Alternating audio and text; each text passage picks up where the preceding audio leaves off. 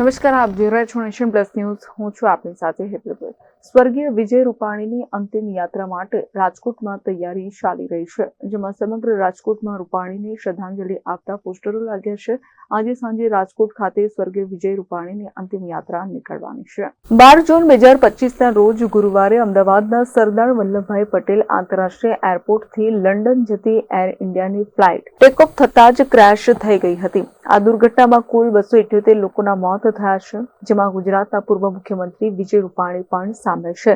70 કલાક બાદ સ્વર્ગીય વિજય રૂપાણીનું ડીએનએ તેમના ભત્રીજા સાથે મેચ થયો હતો અને ત્યારબાદ આજે સવારે પાર્થિવ દેહ તેમના પરિવારને સોંપાશે, જેમાં 16 જૂન 2025ના રોજ સવારે 11:30 વાગે વિજય રૂપાણીનો પાર્થિવ દેહ તેમના પરિવારને સોંપવામાં આવ્યો છે. અંજલિ રૂપાણી અને તેમના પુત્ર ઋષભ રૂપાણી તથા પુત્રી રાધિકાબેન સહિતના પરિવારના અન્ય સભ્યો ગાંધીનગરથી અમદાવાદ પહોંચ્યા હતા. અંતિમ વિદાય દરમિયાન વિજય રૂપાણીની પત્નીએ પતિને ભાવુક વિદાય આપી હતી. ગુજરાતના મુખ્યમંત્રી ભૂપેન્દ્ર પટેલ, આરોગ્ય મંત્રી ઋષિકેશ પટેલ અને ગૃહ રાજ્યમંત્રી હર્ષ સંઘવી સહિતના નેતાઓએ વિજય રૂપાણીનો શ્રદ્ધાંજલિ અર્પિત કરી હતી.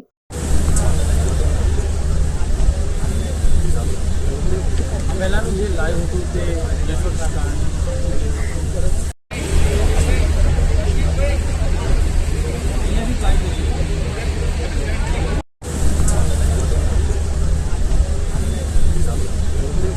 પહેલાનું જે લાઈવ હતું તે નેટવર્કના કારણે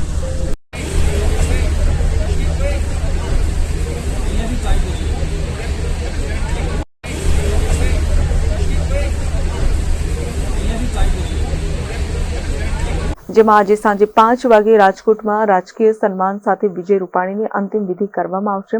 ગુજરાત સરકારે 16 જૂન 2025ના રોજ રાજ્યવ્યાપી એક દિવસનો શોક જાહેર કર્યો છે.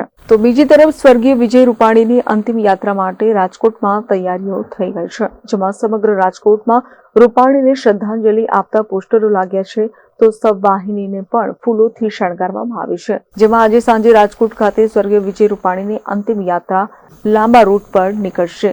આ અંતિમ યાત્રામાં કેન્દ્રીય ગૃહમંત્રી અમિત શાહ પણ આ અંતિમ યાત્રામાં હાજરી આપશે. Bureau report, nation plus news, Rajkot. સમાચારોના સતત અપડેટ મેળવવા માટે અમારી નેશન પ્લસ ન્યૂઝની યુટ્યુબ ચેનલને સબસ્ક્રાઇબ કરો, બેલ આઇકન દબાવો અને જોડાયેલા રહો ફેસબુક, ઇન્સ્ટાગ્રામ અને ટ્વિટર પર.